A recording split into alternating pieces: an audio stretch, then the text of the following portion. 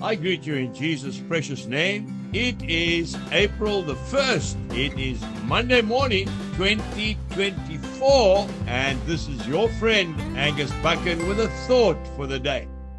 We start off in the book of James, chapter 5 and verse 16. The effective, fervent prayer of a righteous man availeth much.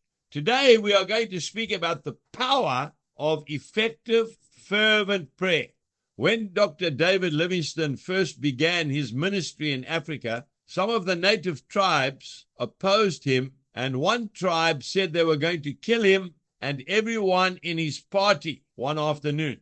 As they were setting up camp, David Livingstone heard that the warriors had been tracking him all day long, and they were outside the camp, and they were going to attack and kill everyone when it got dark. The night of the 14th of January, 1856, David Livingstone wrote in his journal, "It was in the evening. I feel much turmoil and fear in the prospect of having all my plans knocked on the head." Those who studied his handwriting said you could even see the fear in the way in which he wrote his journal. He went on, "But Jesus said, all power is given to me in heaven and on earth. And lo, I am with you always, even until the ends of the earth." Livingstone wrote, "Now this is the word of a gentleman of most strict and sacred honor. So that is the end of my fear. I feel quiet and calm now." By this point in his journal, the writing has become firm and no longer betrays any fear. They did not attack that night, and later the tribe was brought to faith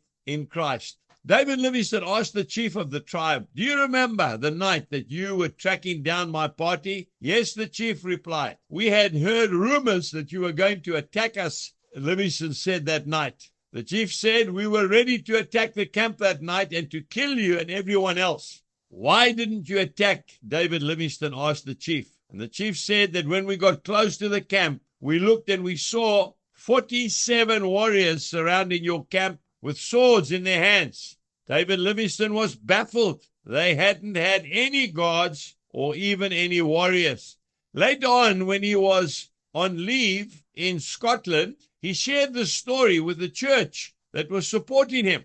A man came up to him after the meeting with his journal and showed David Livingstone that he had written down on the 14th of January, 1856, it was the night that Livingstone was going to be attacked, that he had a prayer meeting with a group of men, and they came and prayed for your protection. He had written it down. There were 47 men praying that night. Jesus bless you, and have a wonderful day. Goodbye.